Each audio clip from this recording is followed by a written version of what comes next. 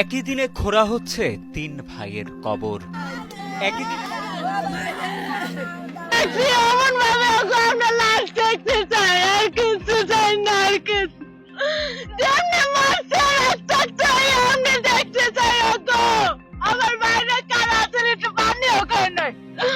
কান্নায় মুখরিত বাড়িঘর আর কর্মক্ষম ছেলেদের হারিয়ে পাগল প্রায় পরিবার পরিজন।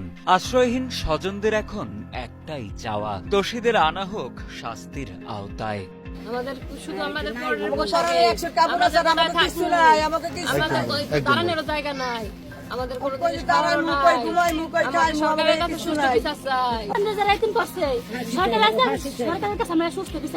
মসজিদে ঢুকে নৃশংসভাবে কুপিয়ে হত্যা করা হয় 3 ভাইকে। এরপর লুটপাট চালানো হয় তাদের বাড়িতে, বসতঘরগুলো পুড়িয়ে দেয়া হয়। সম্প্রতি এমন নৃশংস হত্যাকাণ্ডের ঘটনা ঘটেছে মাদারীপুর সদর উপজেলার খোয়াজপুর ইউনিয়নে।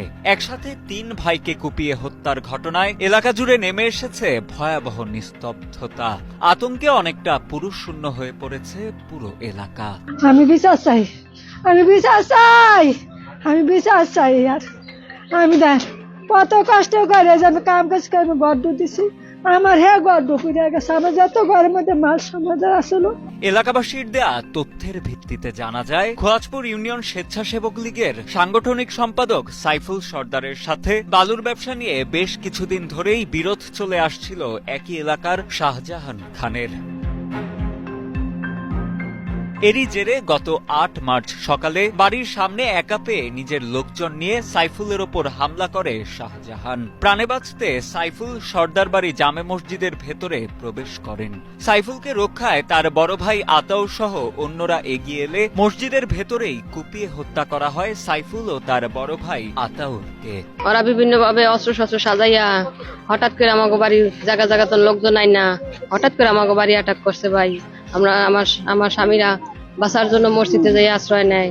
আশ্রয় নিলে ওই জায়গায় যাই কোপাইয়া 3 জনের জায়গায় মৃত্যু, 2 জনের হাড় কাটা রক্তাক্ত জখম করে ভাই। আমাকে মাইয়া লাইতে চাইছে, আমাকে মহিলাকে রাখবো না, আমাকে সন্তানকে কেউ রাখবো না, মানে ওরা পরিণামে সব ধ্বংস করে লাগবো। আমাকে কোনো পোশাক আশাক কিছু বাইর করতে জানে ঘরের থেকে, আমরা এক পোশাকে বাইর হয়ে গেছি। আমাকে টাকা পয়সা সবকিছু করে আসলে ওরা সব লুটপাট করে লয়ে গেছে, আমাকে স্বর্ণগণ্য সবকিছু লুটপাট করে লয়ে গেছে। আহত অবস্থায় 5 জনকে প্রথমে নিয়ে যাওয়া হয় মাদারীপুর সদর হাসপাতালে। সেখান থেকে 3 জনকে আশঙ্কাজনক অবস্থায় ঢাকায় পাঠানো হলে ঢাকা মেডিকেল কলেজ হাসপাতালে চিকিৎসাধীন অবস্থায় মারা যায় সাইফুলের চাচাতো ভাই পলাশ সর্দারও। 2টা বউ বিধবা হয়েছে, সন্তানগুলোরই বাপ ছাড়া হয়েছে। এর বিচার চাই, বিচার আমরা বিচার চাই, সুস্থ বিচার চাই। দেশে কোনো আইন নাই, দেশে কোনো বিচার নাই। ময়নাতদন্ত শেষে 9 মার্চ বিকেলে কড়া নিরাপত্তায় নিহত 3 ভাইকে দাফন করা হয় তাদের পারিবারিক কবরস্থানে। এ বিষয়ে মাদারীপুর সদর সার্কেলের অতিরিক্ত পুলিশ সুপার চাতক চাকমা জানান, এ হত্যাকাণ্ডের ঘটনায় পরিবারের পক্ষ থেকে মামলা দায়ের করা হয়েছে। ইতোমধ্যে এজাহারভুক্ত 3 জনকে গ্রেপ্তার করেছে পুলিশ। এছাড়া প্রধান আসামি সহ বাকিদের গ্রেপ্তারেও পুলিশের প্রচেষ্টা অব্যাহত রয়েছে বলে জানান পুলিশের এই কর্মকর্তা।